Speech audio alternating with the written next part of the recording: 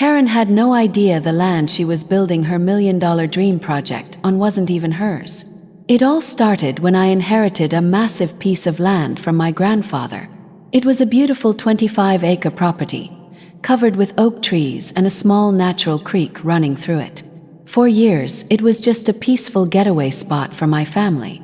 But as the city expanded, land developers started circling like vultures, trying to buy every piece of untouched land they could find.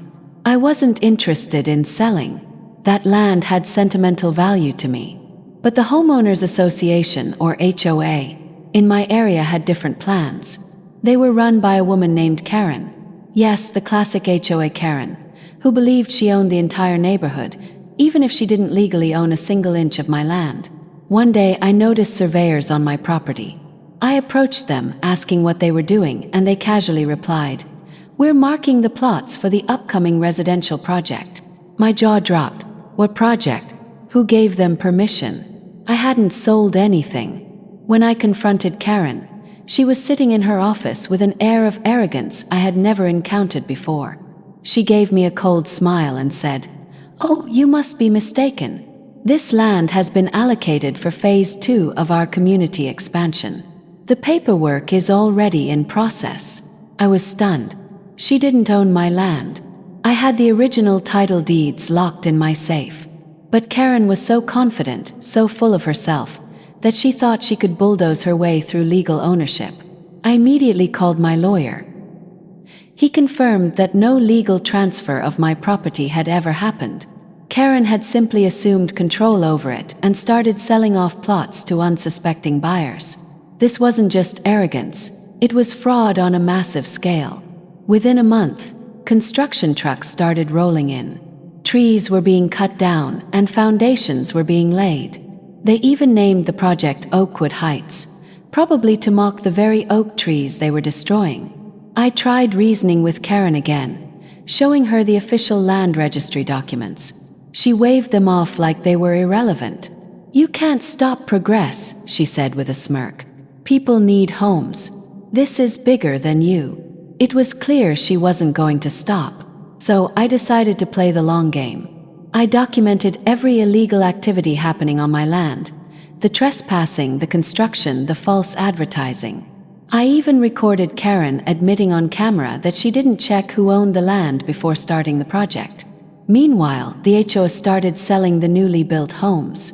Families were moving in, completely unaware that their dream houses were standing on land that wasn't legally theirs. Karen was busy flaunting her successful project, giving interviews and acting like she was some real estate genius. But the storm was coming. Once the last house was built and Karen hosted a grand ribbon-cutting ceremony, I made my move. I filed a lawsuit against the HOA, Karen personally, and the real estate company she collaborated with. The case wasn't just about property theft. It was about large-scale fraud. Karen still thought it was a bluff. She underestimated how airtight my evidence was. I had original land deeds dating back generations, video proof of their illegal activities, and even testimonies from construction workers who admitted they were ordered to ignore the paperwork issues.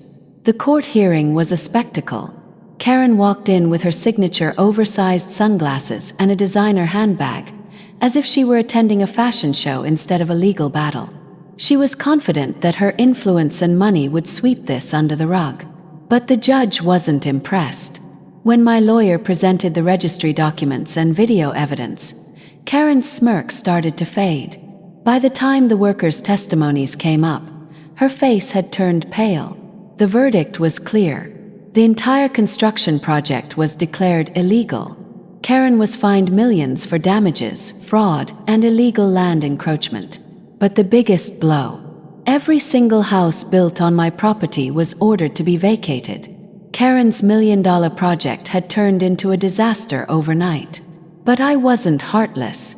I knew the families living in those homes were victims too. They had invested their life savings into buying homes they didn't know were illegally built. I proposed a solution. I would allow them to stay as legal tenants under a proper agreement until a permanent resolution could be arranged. The families were grateful. They saw Karen for who she really was, a greedy woman who didn't care about people's lives. Karen, on the other hand, became the most hated person in the community. Lawsuits from homeowners piled up against her. The HOA voted her out of her own position. Her reputation was in shambles. But here's where it gets interesting. The media caught wind of the story. Headlines read, "HOA builds luxury homes on stolen land," and Karen's $1 million fraud exposed. News channels wanted interviews. Reporters camped outside my property. When asked why I didn't just sell the land in the first place, I told them, "This isn't just land. It's family legacy. People like Karen think they can bulldoze history for profit.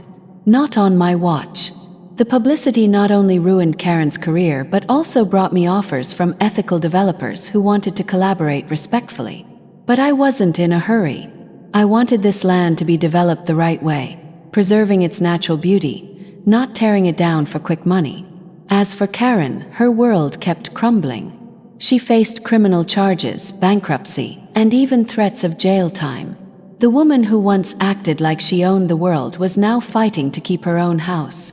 But perhaps the most satisfying moment came when Karen, desperate and defeated, tried to meet me one last time. She walked into my office, no sunglasses, no designer bag, just a worn-out woman who had lost everything. "I didn't think it would go this far," she said, her voice barely a whisper. I looked at her, calm but firm. "That's the problem, Karen. You didn't think." She offered a half-hearted apology, but honestly, it didn't matter anymore. The damage was done, and justice had been served. Karen would forever be remembered as the woman who built her empire on stolen ground. In the end, the land remained mine, just as it always had been. The families who had moved into those homes became allies, working with me to transform the area into a community that respected its roots. Together, we started a nature restoration project, turning parts of the land into parks and community gardens. Karen's Oakwood Heights became a cautionary tale in real estate seminars across the country. The story of how greed, arrogance, and ignorance can destroy even the most grandiose plans. And every time I walked through those oak trees, I smiled, knowing that no matter how big someone thinks they are, when the foundation is built on lies, it will all come crashing down. This was my land. It always had been. And no Karen in the world was going to change that. If you enjoyed this story and want to hear more shocking real estate battles and HOA revenge stories, make sure to subscribe to my channel and hit that notification bell because trust me, you don't want to miss what's coming next.